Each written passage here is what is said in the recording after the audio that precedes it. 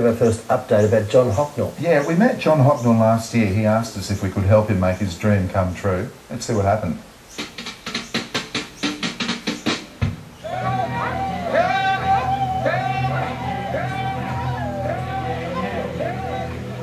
These images, filmed more than 30 years ago, are of the Huli people in Tari, a small village in the southern highlands of Papua New Guinea. A place John and Morag Hocknull called home for 4 years. It was definitely a culture shock, but we were there to live a life experience that really cannot be replaced. The year was 1973, and John had just taken up an Australian government offer to become a local administrator, otherwise known as a Kiap. On paper, a Kiap's role was to help govern the fragmented and often warring groups of villages and help pave the way for a transition towards independence. In reality, the Kiaps had a hand in everything, from running the bank and post office to the justice system. I was a commissioned police officer that actually told the policemen to go off and investigate and arrest people, and then I was actually the officer in charge of the calaboose, the little lockup that we had, so I actually had to look after the prisoners that I'd convicted. And that's the type of work we did. John and Morag haven't been back to Tari since they left in 1977 and asked for our help to find out how the village has fared, in particular what became of 3 very close friends, Stephen, Jacinta and Hogago, the second in charge of the village. Hogago was a real character. He's a bit of a political mover and shaker in the area, and a very, very astute guy. Learnt Pidgin English very, very quickly. I only hope that Hogago is still alive, because I really like to go and shake his hand, because he was a real character. When we began our search, the hope was all 3 were alive. The difficulty was in communicating with an area so remote. The breakthrough came when a local gas and oil company identified Stephen, and we were able to arrange for John and Morag's return flight to Tari. I've got absolutely no idea how we as a family are remembered by the Huli people. No idea at all.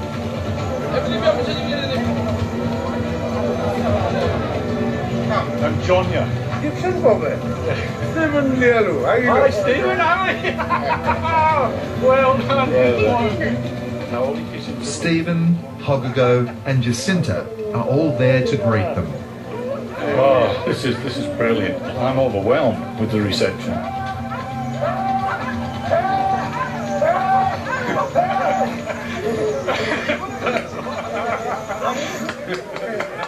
Despite the joy of the reunion, John soon learns the reality of life in Tari today.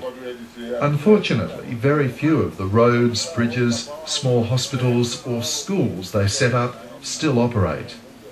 When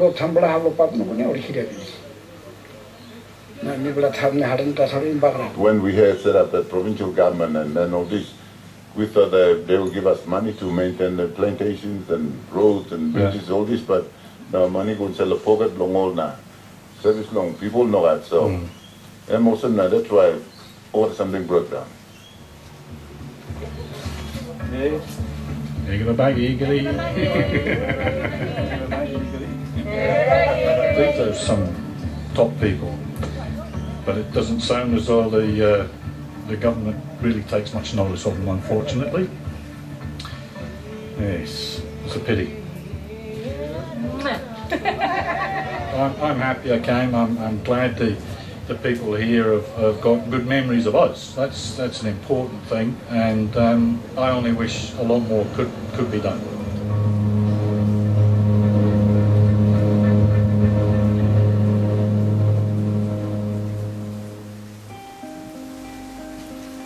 When John returned to Australia, his desire to help the community only intensified. In particular, he felt the need to provide for the schools that had suffered from a decade of social unrest and governmental neglect. I was told that the libraries in the schools had either been destroyed or because they closed a lot of the schools down, the books just deteriorated through lack of use and care and maintenance, and they just didn't have any library resources. Using his skills as a professional fundraiser, John was determined to make a difference. I made a few calls to a few of my colleagues and said, look, do you happen to have old uniforms? Are you replenishing your library? Do you have any school resources that you don't want? And just from those few phone calls, they said, yes, we've got this material. See some letters down from the school. What John modestly describes as materials was in fact $50,000 worth of donated goods, including 2.5 tons of books, 20 computers, tables, chairs and school uniforms. To get it all to PNG, John called in a very old favour. When I was in Papua New Guinea working there, I was on the coast, and I actually rescued one of the shipping company's small coastal traders from being broken up on the reef.